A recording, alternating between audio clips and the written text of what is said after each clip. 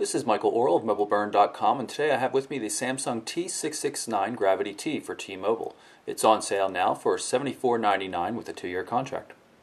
So here's the Gravity T itself. We've got a 2.8-inch touchscreen.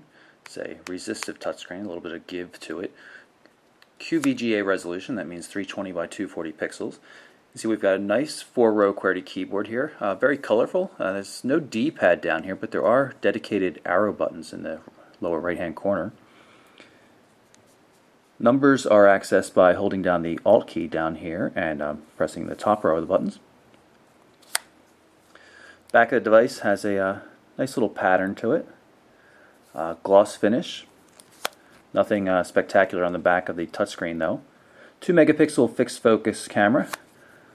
On the right hand edge here we have the charging port, which is also micro USB for data. So a lock-unlock button and a camera shutter button for the previously mentioned 2 megapixel camera. Nothing to see up top.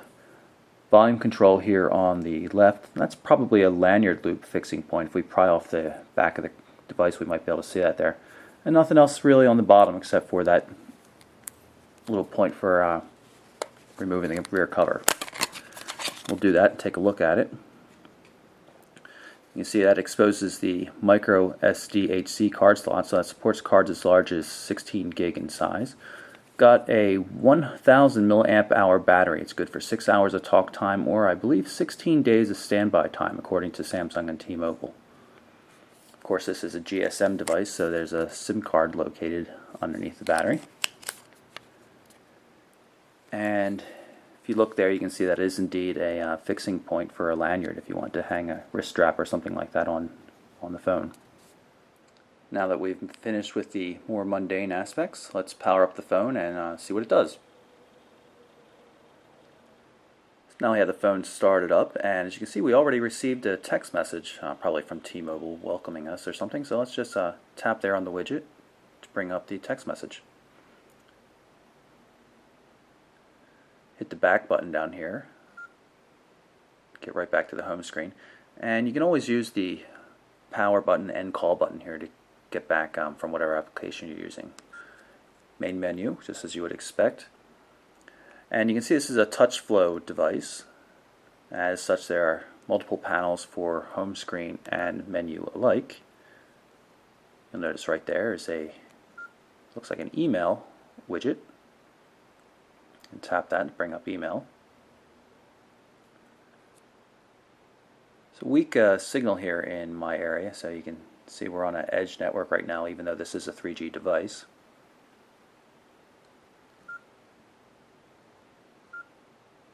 And now it's going to go through the email setup wizard. We'll look at email more in depth a little bit later though. As a TouchWiz device, there is a widget tray. I recognize that one as being navigation, so I'm going to long press on it and drag it out. You can see it says telenav. And also notice the settings up at the top, so we're going to tap on that just so you can see the widget settings. You can then change which widgets are shown and which ones are not. So right now IM's not being shown and tips are. So I just added IM back. Add voice recognition as well. I'm going to take out widget memo just for the heck of it.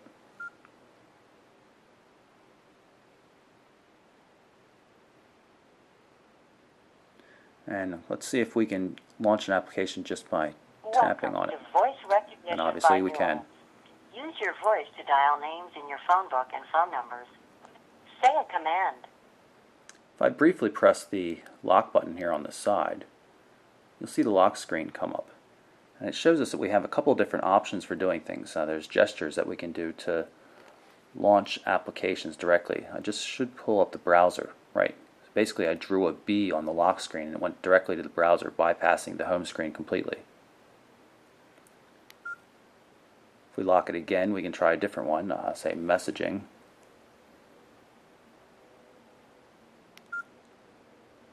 And of course, contacts. And if you just want to unlock the device, you can just long press on the lock button,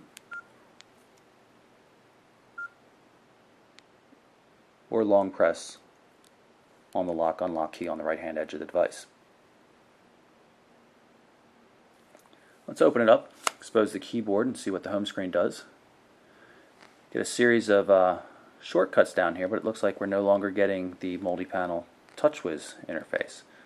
So while we can adjust these a bit the way we like, there's no longer a widget-based home screen.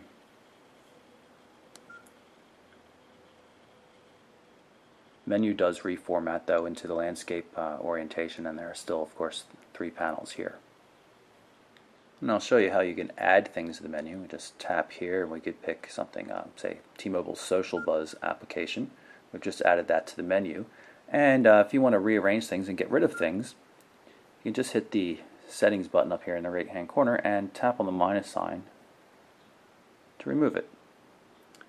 I'm in the browser entering in a bookmark, but I'm also testing out the keyboard here. So what I'm going to do is I'm going to start typing, tell you what I think.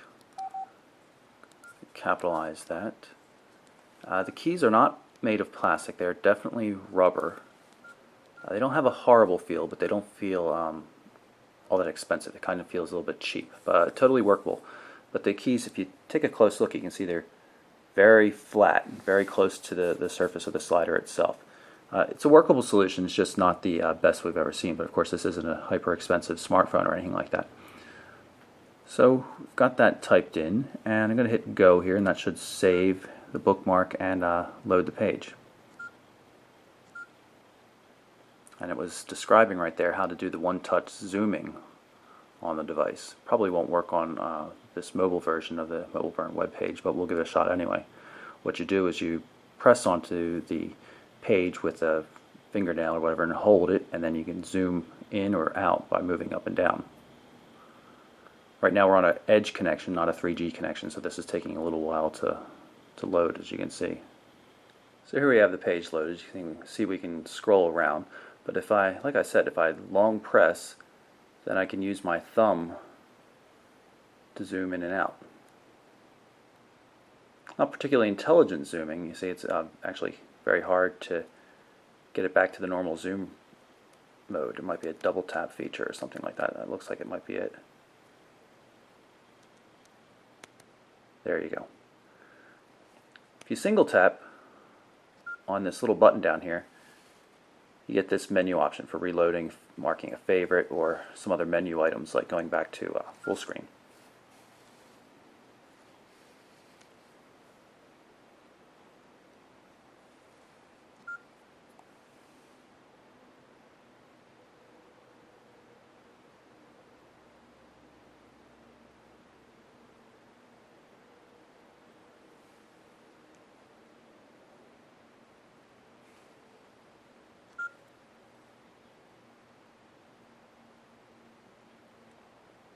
Now it's loading the full Mobile Burn website, not the mobile formatted version. We'll see how it does with a more complex HTML CSS site.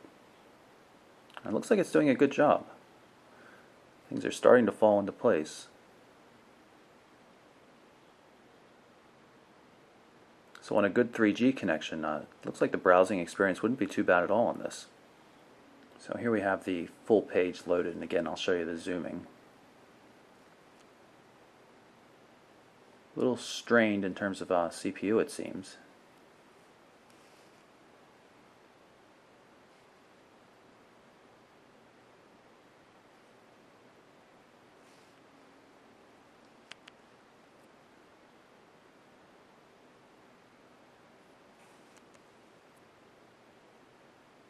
But it does a fair job of rendering the page accurately.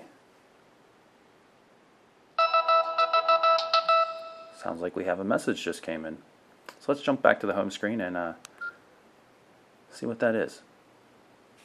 That's probably another message from T-Mobile, or maybe some SMS spam. There we go, more good news from T-Mobile. You'll notice that once we go back, that widget's no longer there for the new message notification. Let's take a quick look at the email functionality. This is the messaging app, and of course email falls under messaging. This is a Gmail account I have set up. You see a bunch of Facebook requests for our test account on Facebook.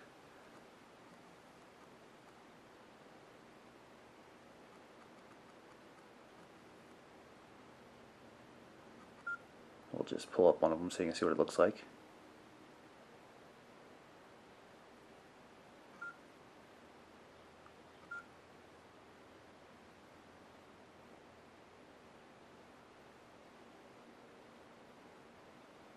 Even with a 3G connection, it's fairly slow.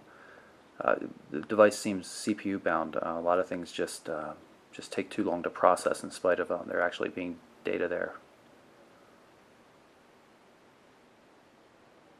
You can see since the 3G logo went blue, it means it's no longer got a data connection. We still are not seeing anything, so I'm not exactly sure what's going on. So it could just be that it's an HTML email and the device is incapable of displaying it.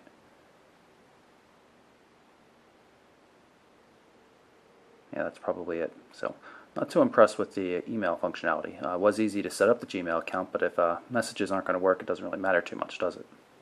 This screen right here is what you see every time I've tried to run Social Buzz. Even though I've got a 3G data connection right now, I'm still getting this. I've gotten this 4 times now over the course of a couple of hours, so something obviously is wrong with Social Buzz at the moment.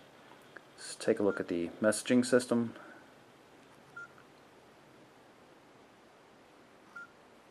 Just as a test, we'll send a quick message.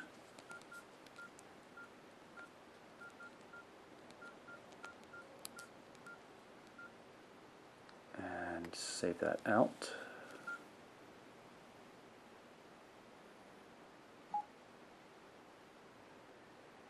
Doesn't appear to have threaded SMS though.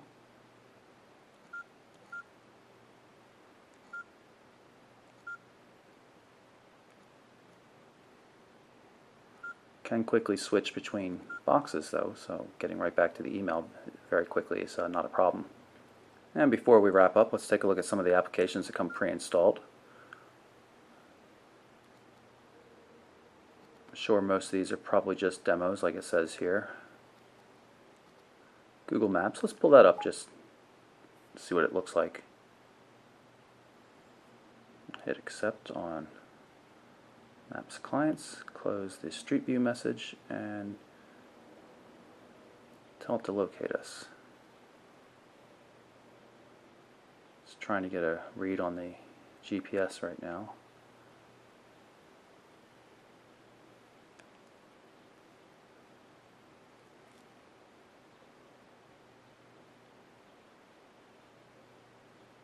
This is kind of awkward to use.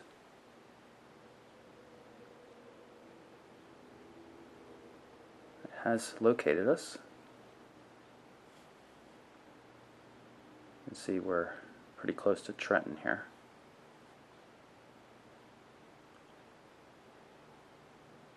Let's take a look at the menu, see what else it offers. Got a satellite view.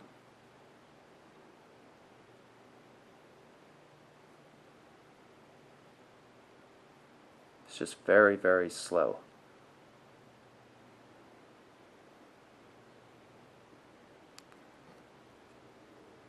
Does look like we can run it in the background though if we minimize it. Question is, how do we get back to it?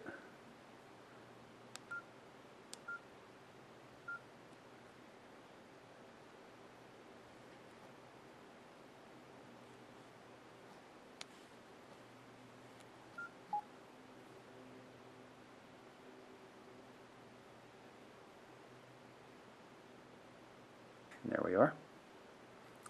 So, in any case, that is the T669, the Gravity Touch, or Gravity T, for T-Mobile USA.